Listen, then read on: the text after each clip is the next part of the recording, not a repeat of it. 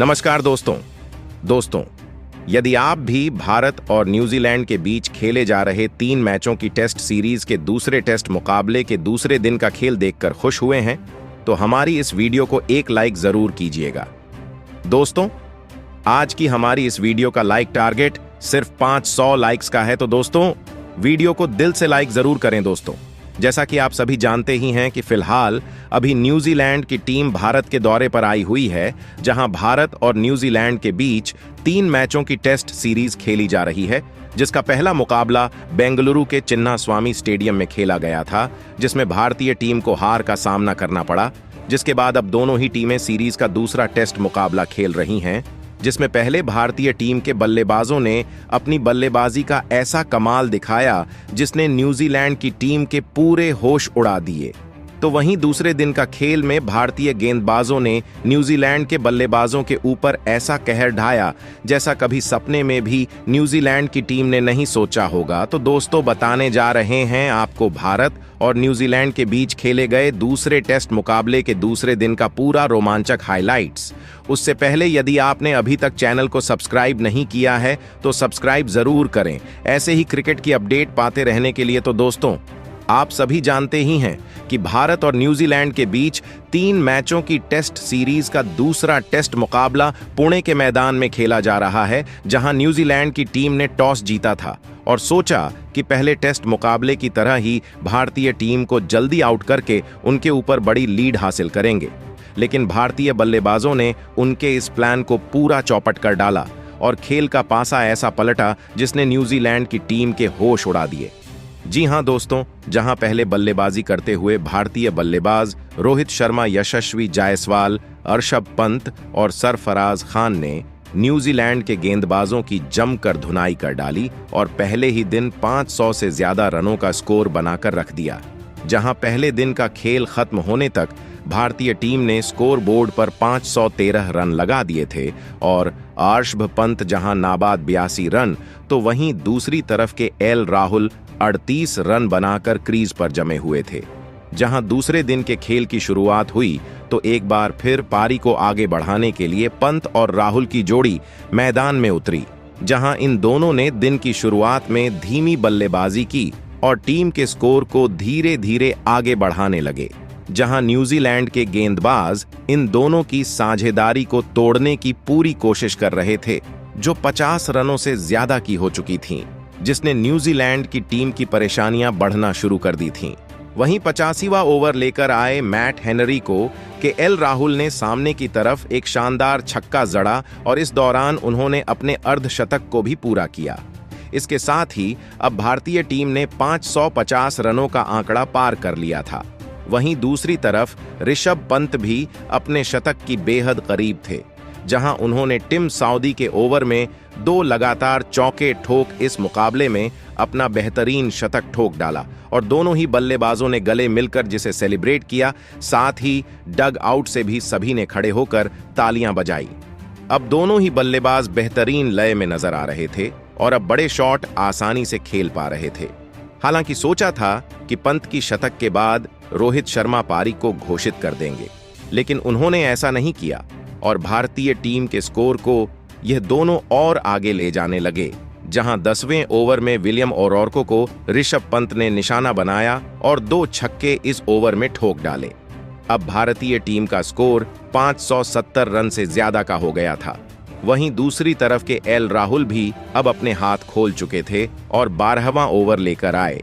Matt Henry को आड़े हाथों लेते हुए उन्होंने 2 चौके और एक तूफानी छक्का जड़ न्यूजीलैंड को चौंका डाला। जहां दूसरे दिन भी तूफानी बल्लेबाजी भारतीय टीम की तरफ से देखने को मिल रही थी।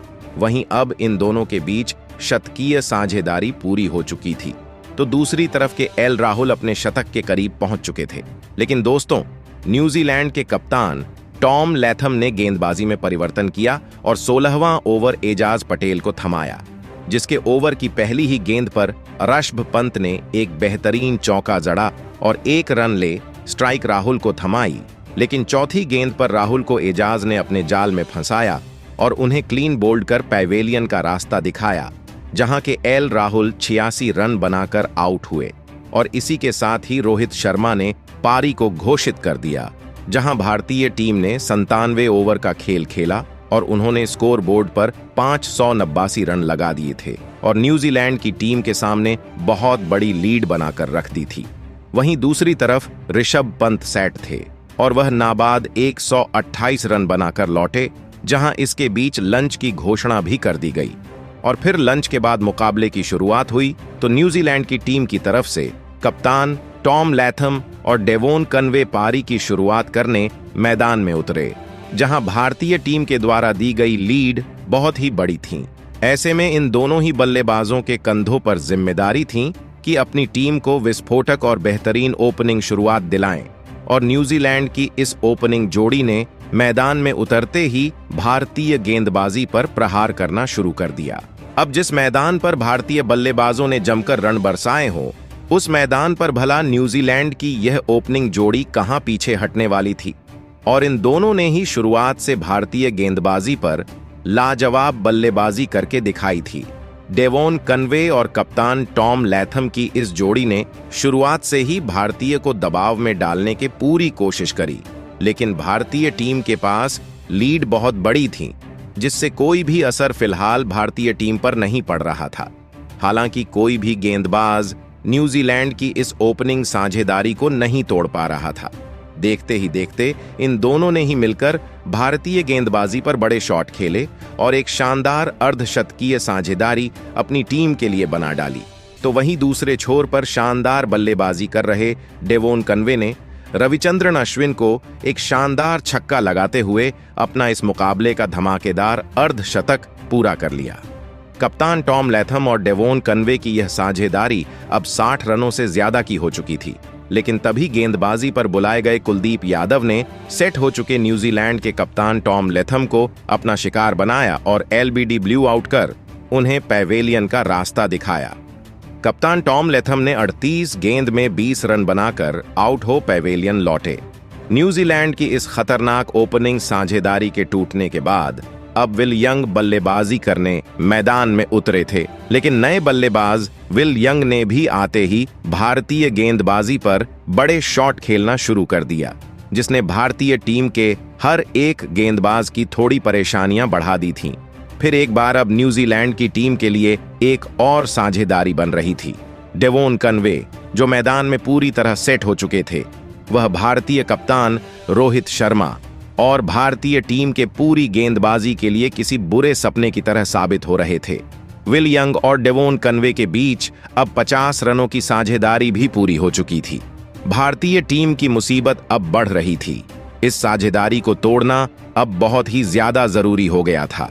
अब विल यंग और सेट हो चुके डेवोन कनवे की यह साझेदारी 70 रनों से ज्यादा की हो चुकी थी, लेकिन तभी गेंदबाजी पर आए रविंद्र जडेजा ने सेट हो चुके विल यंग को कुलदीप यादव के हाथों कैच आउट करवाकर भारतीय टीम को बड़ी सफलता दिलाई। विल यंग 62 गेंद में 40 रन बनाकर आउट हो पैवेलियन लौट गए। बड़े समय बाद भारतीय टीम को एक महत्वपूर्ण विकेट अब मिल चुका था। रविंद्र जडेजा ने एक अहम साझेदारी अब तोड़ दी थी।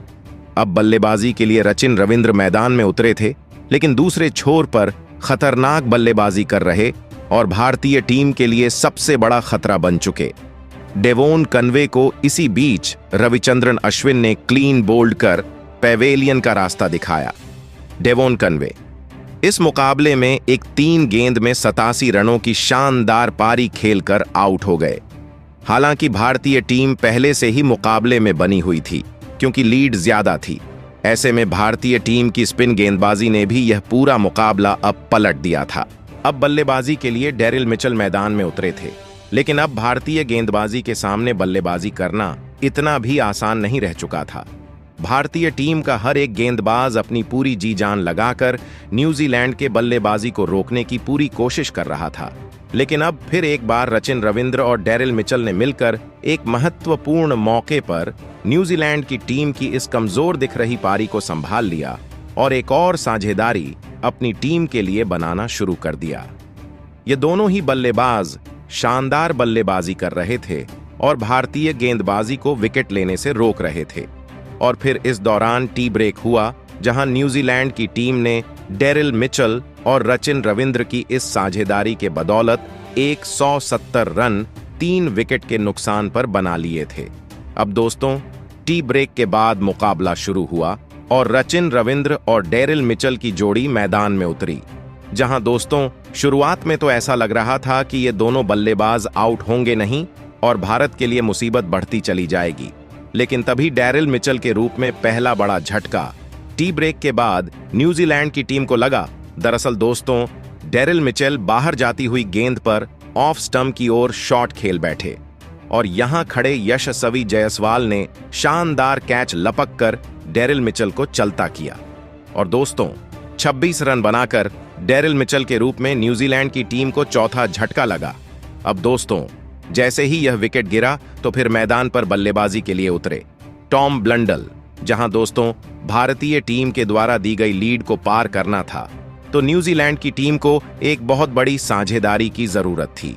हालांकि बल्लेबाज सेट तो हो रहे थे, लेकिन अपनी साझेदारी को आगे नहीं ले जा पा रहे थे, जिसके बाद अब यह जिम्मेदारी रचिन रविंद्र और टॉम ब्लंडल के कंधों पर थी टीम के स्कोर को आगे बढ़ाने की।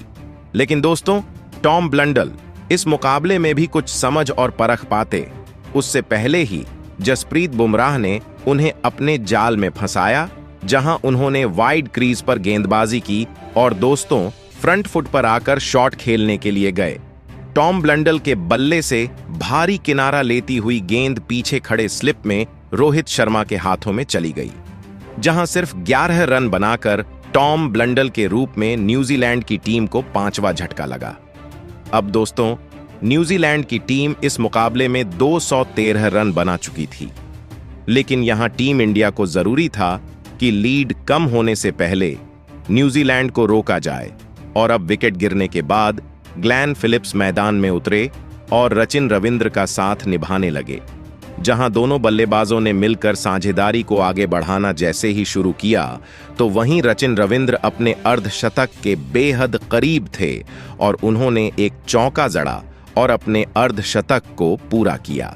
जहां इन दोनों के बीच 20 रन से भी ज्यादा की ही साझेदारी हुई होगी और दोस्तों, तभी कप्तान रोहित शर्मा ग्लेन फिलिप्स के आगे जडेजा को लेकर आए और दोस्तों, जैसे ही जडेजा गेंदबाजी पर उतरे, उन्होंने 70वें ओवर की तीसरी ही गेंद पर ग्लेन फिलिप्स को अपने जाल में फंसाकर सटीक लाइन लेंथ पर गेंद डाली और यहां वो बोल्ड आउट हो गए और 14 रन की पारी यहीं उनकी समाप्त हुई। अब दोस्तों, ग्लेन फिलिप्स का विकेट गिर जाने के बाद मैदान पर बल्लेबाजी के लिए मैट हेनरी आए। अब दोस्तों, यहां रचिन रविंद्र एक छोर से अच्छी बल्लेबाजी करते हुए अपनी टीम के स्कोर को लगातार आगे बढ़ा रहे थे तो दूसरी तरफ मैट हेनरी उनका साथ निभाते हुए नजर आ रहे थे। लेकिन तभी कुलदीप यादव ने उनको भी 10 रन पर चलता किया और यहां न्यूजीलैंड की टीम के साथ बड़े विकेट मात्र 238 रन के कुल स्कोर पर ही गिर चुके थे। एक छोर रचिन रविंद्र ने संभाले रखा था, लेकिन दूसरे छोर पर उनका कोई भी साथ नहीं निभा पा रहा था। हालांकि विकेट गिर जाने के बाद दूसरे दिन के स्टंप्स की घोषणा कर दी गई, जहां न्यूजीलैंड की टीम ने दूसरे दिन के अंत तक 238 रन स्कोर बोर्ड पर लगा दिए हैं और रचिन रविंद्र नाबाद 57 रन बनाकर जमे हुए थे। भारतीय टीम के पास अभी भी 350 रनों से भी ज्यादा की लीड थी और तीसरे दिन भारतीय टीम चाहेगी कि यह लीड ज्यादा कम न हो पाए ताकि न्यूजीलैंड की टीम को जल्दी आउट करके फॉलो ऑन का मौका दिया जाए। ऐसे में दोस्तों, अब तीसरे दिन का खेल भारतीय गेंदबाजों के हाथ में होगा कि वह इसे कितने पर खत्म करते हैं। तो दोस्तों, आपको क्या लगता है, क्या भारतीय गेंदबाज न्यूजीलैंड की टीम को 300 रनों के अंदर ऑल आउट कर पाएंगे या फिर नहीं? आप दूसरे दिन भारतीय टीम के प्रदर्शन को 10 में से कितने अंक देना चाहेंगे? कमेंट बॉक्स में हमें अपनी राय जरूर बताएं। नए हैं तो चैनल को सब्सक्राइब जरूर करें। वीडियो को लाइक और शेयर करना बिल्कुल नहीं भूलें। धन्यवाद।